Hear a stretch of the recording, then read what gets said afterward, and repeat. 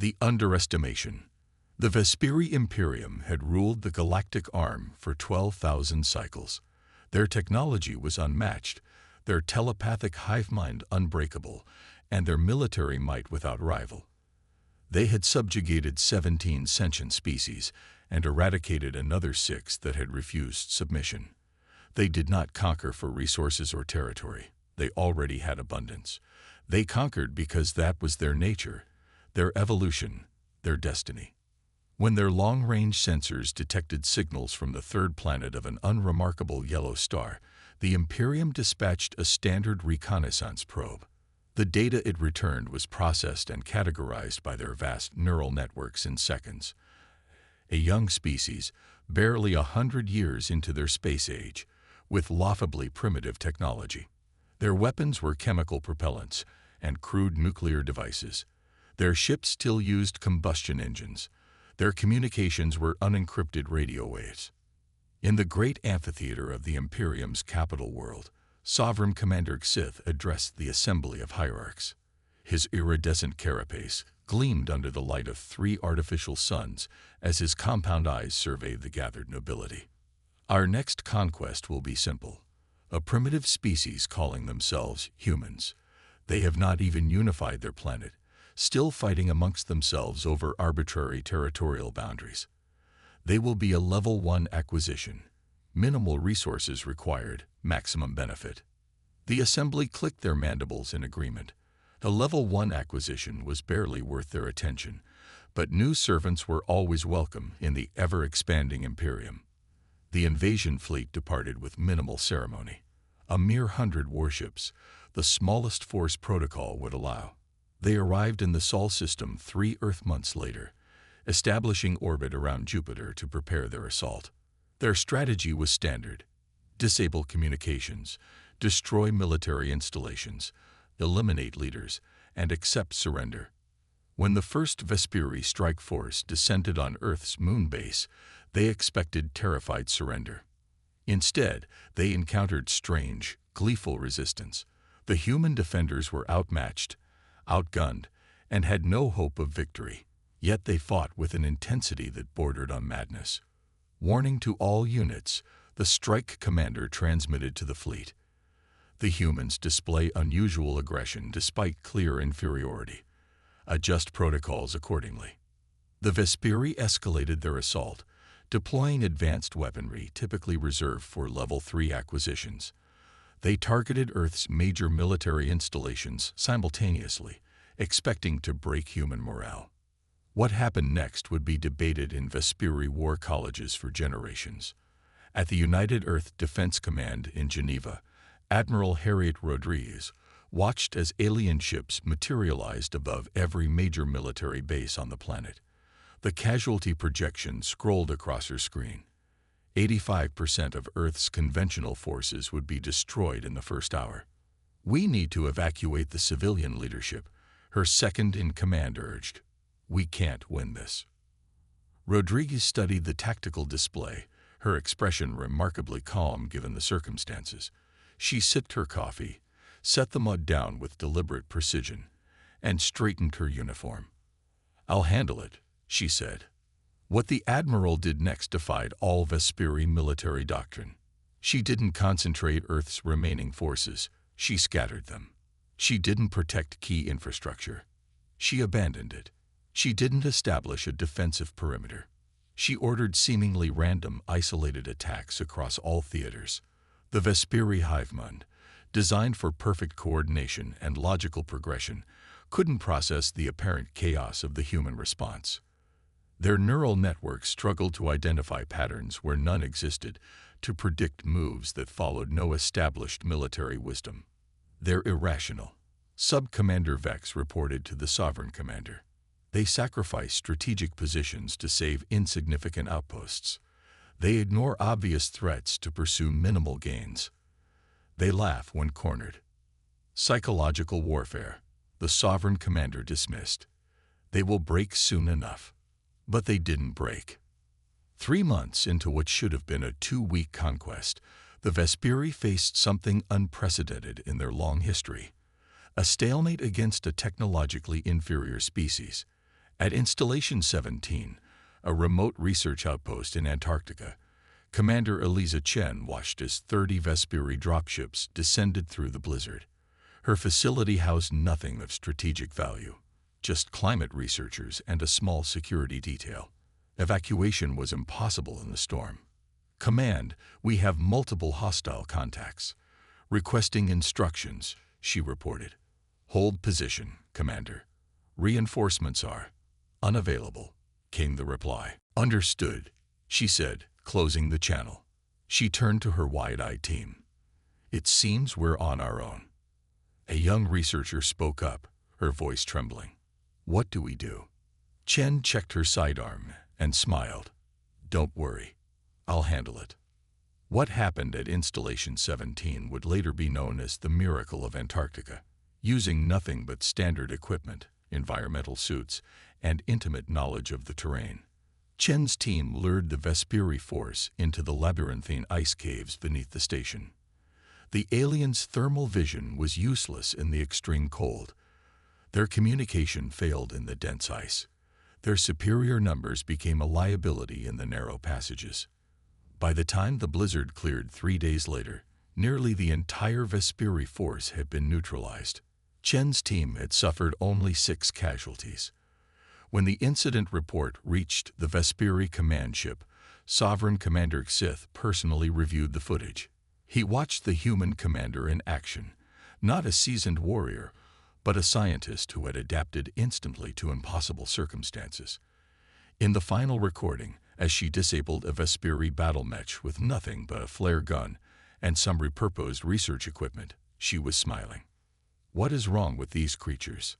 Xith demanded, his mandibles clicking in agitation. His cultural advisor hesitated before responding. "Sovereign Commander, we have been monitoring their communications.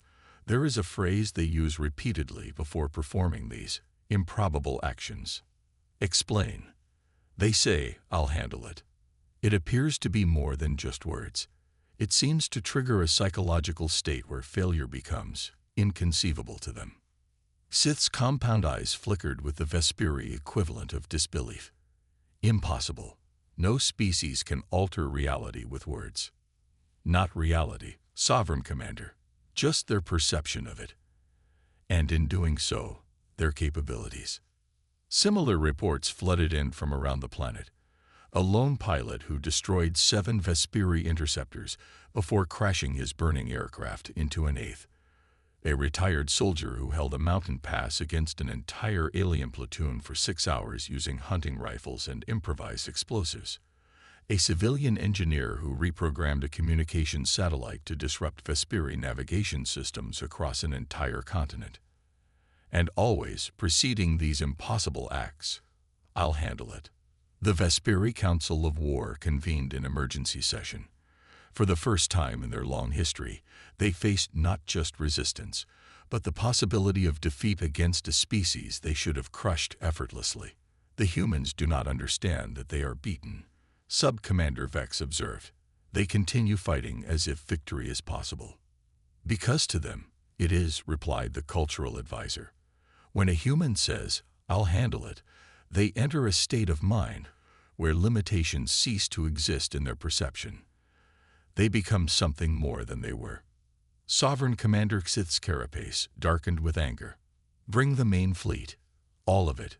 We will not be humiliated by primitives who refuse to accept the natural order."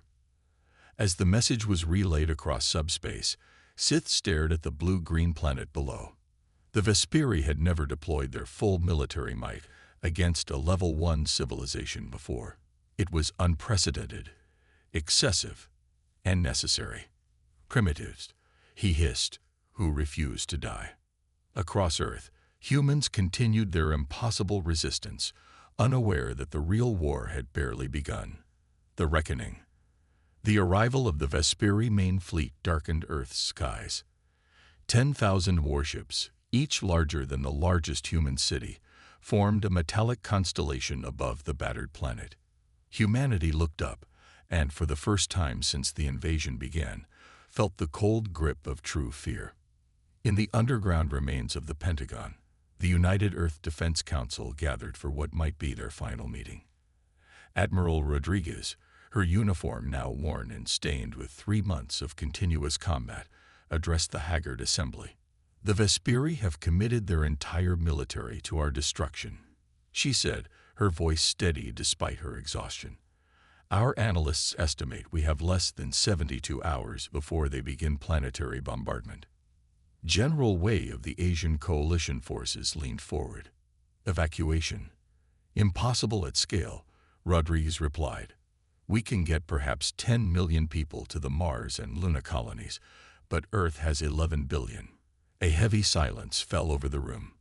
Dr. Marcus Reed, head of the Advanced Weapons Division, cleared his throat. He was an unlikely figure in this room of military leaders, a theoretical physicist who had been developing clean energy solutions before the invasion. "There might be a way," he said quietly. All eyes turned to him. "The Vesperi ships use a quantum entanglement communication system. It's what makes their hive mind so effective in combat. Instantaneous coordination across their entire fleet." "We know this," Rodriguez said, "and we can't jam it or intercept it." "No," Reed agreed, "but we might be able to redirect it." He explained his theory, a desperate plan to use Earth's particle accelerators, repurposed as massive quantum disruptors. The science was sound but untested. The power requirements were enormous. The chance of success was minimal. "Even if it works," General Wei said, "it would take weeks to modify the accelerators. We have 3 days. Reed looked around the room, at the faces of humanity's last defenders, and nodded once. "I'll handle it," he said. While Reed's team worked on the quantum disruptor, humanity prepared for its darkest hour, but they weren't working alone anymore. The Vesperi's brutality had united Earth with an unexpected ally, the previously conquered species who saw in humanity a last desperate hope for freedom. The Kilorians, avian beings who had been enslaved for 5 centuries, made contact through an old emergency channel. Their representative, Supreme Nest Guardian Kirilla, offered crucial intelligence. "The Vesperi are not invincible," she told the Earth Council via secure transmission. "Their hive mind is both their greatest strength and their only weakness. Break the mind and the body falls." With Kilorian assistance, 17 more subjugated species joined Earth's cause, each providing unique insights, technologies, and warriors. The Vesperi had never faced a coalition of the conquered before. They had never expected their slaves to rise alongside a species fighting for its survival. At CERN, Dr. Reed worked without sleep, directing teams across 3 continents. The particle accelerator rings were being reconfigured to generate a quantum field that would, in theory, infiltrate and corrupt the Vesperi hive mind network. Scientists who had once competed for Nobel Prizes now collaborated to save their species. "It's not going to work," Dr. Emilia Santos, quantum computing expert, said after reviewing the calculations. "The field won't be strong enough to penetrate their shielding." Reed looked up from his workstation, dark circles under his bloodshot eyes. "It will work," he said with quiet certainty, "because it has to."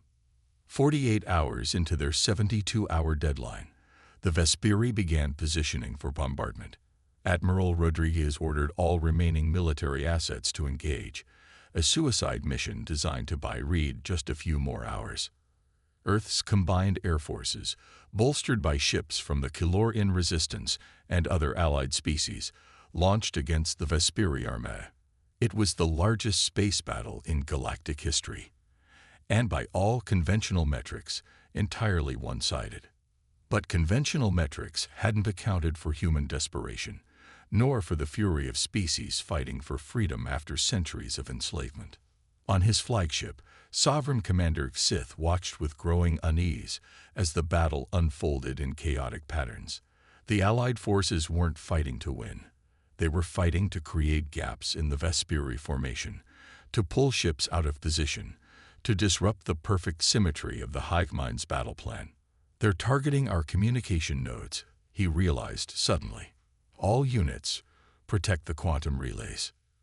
But the warning came too late. At CERN, Dr. Reed initiated the quantum disruptor. Across the planet, particle accelerators fired simultaneously, generating a cascading quantum field that expanded outward at the speed of thought. The effect was instantaneous and devastating. The Vesperi hive mind, that perfect construct of shared consciousness that had guided their empire for millennia, fractured. Ship commanders, suddenly cut off from the collective intelligence, found themselves forced to think independently for the first time in their lives. Some froze in confusion. Others panicked. Many simply shut down, their neural systems unable to process individual thought after generations of collective existence. In the chaos, the Allied fleet struck with precision, targeting key vulnerabilities in the suddenly disorganized Vesperi armada. Ships collided as coordination failed. Weapon systems fired at random or not at all. The perfect machine of the Vesperi military disintegrated into individual parts with no knowledge of how to function alone. Aboard his crippled flagship, Sovereign Commander Sith watched in disbelief as his invincible armada fell into disarray. His advisors were catatonic, their minds broken by the sudden silence where the hive mind had been. A transmission cut through the static on his command console. The face of Admiral Rodriguez appeared on the screen. "Sovereign Commander," she said, her voice calm despite the battle raging around her. "Your fleet is defeated. Your hive mind is broken. You have one opportunity to surrender." Sith's mandibles clicked in fury. "Impossible. You are primitives. You cannot defeat the Imperium." Rodriguez smiled tiredly. "That's the thing about humans, Commander. Tell us something's impossible, and we'll find a way to make it happen anyway." Her expression hardened. "Surrender, or what's left of your fleet won't make it home to warn your empire." For the first time, in 12,000 cycles, a Vesperi commander surrendered. The aftermath transformed the galaxy. With the hive mind technology compromised, the Vesperi Empire collapsed within a year. The liberated species formed a new galactic confederation, with Earth as a founding member. Humanity, so nearly extinguished, became known as the species that accomplished the impossible. Years later, Dr. Reed, now serving as Earth's representative to the Confederation Council, was asked by a young Kilorian diplomat about the human phrase that had become legendary across the stars. When a human says, "I'll handle it," what actually happens? Is it some form of neural enhancement? A genetic activation? Reed considered the question carefully. "It's simpler than that," he explained. "When we say those words, we're making a promise. To ourselves more than anyone else. It's a psychological commitment that removes doubt from the equation. We stop worrying about whether we'll succeed and focus entirely on how. But that doesn't explain how you achieve things beyond your capabilities," the Kilorian insisted. Reed smiled. "Our capabilities are rarely what limit us. It's our belief in those capabilities. Tell a human something is impossible, and you've issued a challenge. Tell us we're facing certain defeat, and you've just guaranteed we'll find a way to victory." The Kilorian's feathers ruffled in the equivalent of a puzzled frown. "The Vesperi believe you would be easily conquered." "Yes," Reed agreed, looking out at the stars where ships from 100 worlds now traveled freely. "And in doing so, they ensured their own defeat." Across the galaxy, the phrase entered the lexicon of a dozen species. When faced with an impossible task, when standing against overwhelming odds, they would straighten their shoulders, or mandibles, or wings, and say with quiet determination, "I'll handle it." And the universe would hold its breath.